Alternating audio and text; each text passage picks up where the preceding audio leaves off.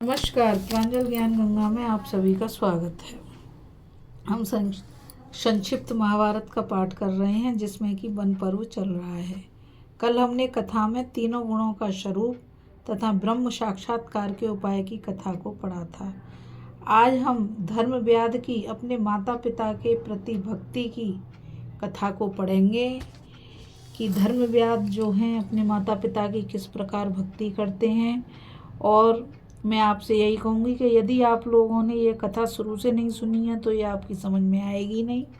आप इसे बीच बीच में से सुनेंगे तो इस कथा को आप शुरू से सुनिएगा, क्योंकि इस कथा में कथा लंबी है। एक ब्राह्मण व्याध से उपदेश लेने के लिए आए हैं, जो व्याध हैं वो सब कथा अपने इन ब्राह्मण को सुना रहे हैं। तो ये कथा बहुत लंबी है, मैं अब आपको सुनाऊंगी तो कथा काफ़ी लंबी पहुंच जाएगी। तो मैं आप सभी से यही कहूँगी, जो आप इस कथा को सुन रहे हैं वह इस कथा के पीछे के भागों को भी सुने। और मैं तो यही कहूँगी कि जो भी सुन रहे हैं इस कथा को, वो सभी इस महाभारत को शुरू से सुनिएगा और ध्यान से सुनिएगा। जब ये आपकी समझ में बहुत अच्छे तरीके से आएगी, क्योंकि इस महाभारत में अथाह ज्ञान है। ज्ञान की कोई सीमा नहीं है, क्योंकि ये सनातन धर्म का एक विराट स्वरूप है, जिसमें कि जीवन की सारी जीवन शैली जो कि आदमी अपने जीवन में जीता है, दुख सुख लाभ हानि जीवन मरण सब कुछ है इसमें। केवल इसको ध्यान से पढ़ने की और समझने की ज़रूरत है। इसे पढ़ने से आत्म शांति भी मिलती है और ज्ञान भी मिलता है।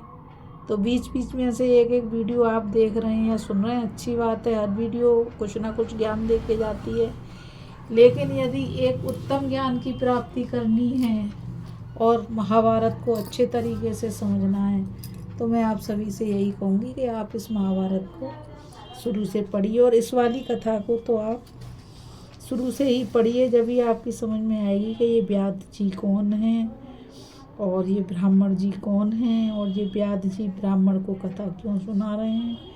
तो इन सारे प्रश्नों के उत्तर तो आपको जब भी प्राप्त होंगे कि आप इस कथा को शुरू से पढ़ें और समझें। तो चलिए अब मैं कथा शुरू करती हूँ। ये बताना ज़रूरी था, क्योंकि मैं भी पढ़ती जाऊँ और आपकी भी समझ में आए नहीं कि हम ये क्या सुन रहे हैं। तो जो बीच बीच में से एक एक वीडियो में कथा अच्छी है, हर कथा अलग है, लेकिन आप जब शुरू से पढ़ेंगे तो आप हर पात्र को समझ जाएंगे। तो चलो अब मैं कथा शुरू करती हूँ। मैं पढ़ती हूँ और आप सुनिए। मैंने आपका इतना समय लिया, इसके लिए धन्यवाद। मार्कंडेय जी कहते हैं, युधिष्ठिर, इस प्रकार जब धर्मव्याध ने मोक्ष साधक धर्मों का वर्णन किया तो कौशिक ब्राह्मण अत्यंत प्रसन्न होकर यूँ बोले, तुमने मुझसे जो कुछ कहा वह सब न्याययुक्त है। मुझे तो ऐसा जान पड़ता है धर्म के विषय में ऐसी कोई बात नहीं जो तुम्हें मालूम ना हो या ज्ञात ना हो। धर्मव्याध ने कहा, ब्राह्मण देव, अब मेरा प्रत्यक्ष धर्म भी चलकर देखिए, जिसकी बदौलत मुझे यह सिद्धि मिली है। घर के भीतर पधारिए और मेरे माता पिता का दर्शन कीजिए। व्याध के ऐसा कहने पर ब्राह्मण ने भीतर प्रवेश किया। वहाँ उन्हें एक बहुत सुंदर गृह दिखाई पड़ा, जिसमें 4 कमरे थे। चूने की सफ़ेदी की हुई थी। उस घर की शोभा देखते ही मन मोह जाता था। ऐसा जान पड़ता था मानो देवताओं का निवास स्थान हो। देवताओं की सुंदर प्रतिमाओं से वह भवन और भी सुशोभित हो रहा था। एक ओर सोने के लिए बिछौनों सहित पलंग था, दूसरी ओर बैठने के लिए आसन रखे हुए थे। वहाँ धूप और केसर आदि की मीठी सुगंध फैल रही थी।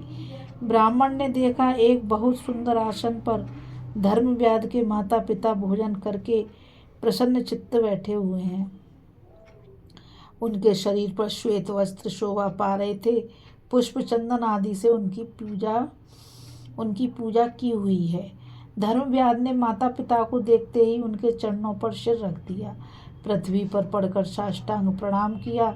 बूढ़े माता पिता बड़े स्नेह से बोले, बेटा उठ उठ, तू धर्म को जानता है, धर्मी सदा तेरी रक्षा करे।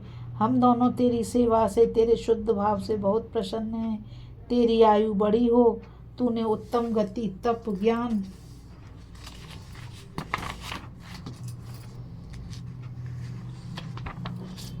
और श्रेष्ठ बुद्धि प्राप्त की है। बेटा तू सत्पुत्र है। तूने नित्य नेम से हमारा सत्कार, हमारा पूजन किया है। हमको ही देवता समझा है। द्विजों के समान शम दम का पालन किया है। मेरे पिता के पितामह और प्रपितामह आदि तथा हम दोनों भी तेरे इस सेवा भाव से बहुत प्रसन्न हैं। मन, वाणी और शरीर से कभी तू हमारी सेवा नहीं छोड़ता। अब भी तेरी बुद्धि भी हमारी सेवा के सिवा और कोई विचार नहीं करती है। परशुराम जी ने जिस प्रकार अपने वृद्ध माता पिता की सेवा की थी, उसी प्रकार उससे भी बढ़कर तूने हमारी सेवा की है। तत्पश्चात व्याध ने अपने माता पिता को ब्राह्मण देवता का परिचय दिया। उन्होंने भी ब्राह्मण का स्वागत सम्मान किया। ब्राह्मण ने कृतज्ञता प्रकट की और पूछा, आप दोनों इस घर में पुत्र और सेवकों सहित सकुशल तो हैं ना? आपका शरीर तो निरोग है ना? उन्होंने कहा, हाँ भगवान, हमारे घर में तथा सेवकों के यहाँ भी सब कुशल है। आप अपना कहें, आप यहाँ सकुशल पहुँच गए ना?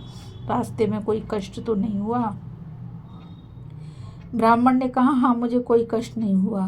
तदंतर व्याध ने अपने माता पिता की ओर देखते हुए कौशिक ब्राह्मण से कहा, भगवान, ये माता पिता ही मेरे प्रधान देवता हैं। जो कुछ देवताओं के लिए करना चाहिए वह सब मैं इन दोनों के लिए ही करता हूँ। इनकी सेवा में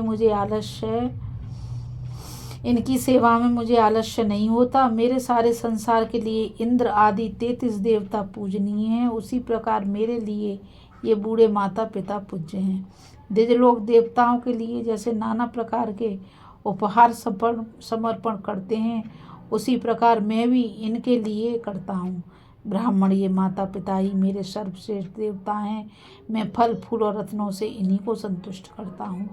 जिन्हें विद्वान लोग अग्नि कहते हैं, वे मेरे लिए ये ही हैं। चारों वेद और यज्ञ भी मेरे लिए ये माता पिता हैं।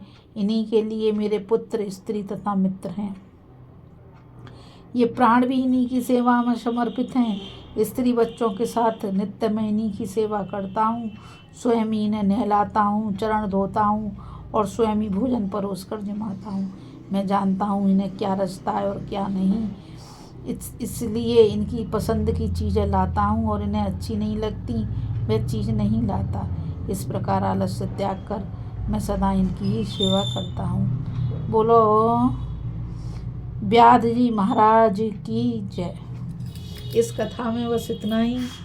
अभी हम इस कथा में धर्म व्याध की अपने माता पिता के प्रति भक्ति की कथा को पढ़ रहे थे और आगे कथा में अब हम दूसरी तरफ कथा जा रही है। इसमें कि अब कार्तिकेय के जन्म और देवसेना पतित्व ग्रहण का वृतांत की कथा होगी। तो आप सभी से यही है कि कथा को ध्यान से सुनिएगा, क्योंकि नई नई कथाएं आएंगी और सभी कथाएं बहुत ही ज्ञानवर्धक हैं।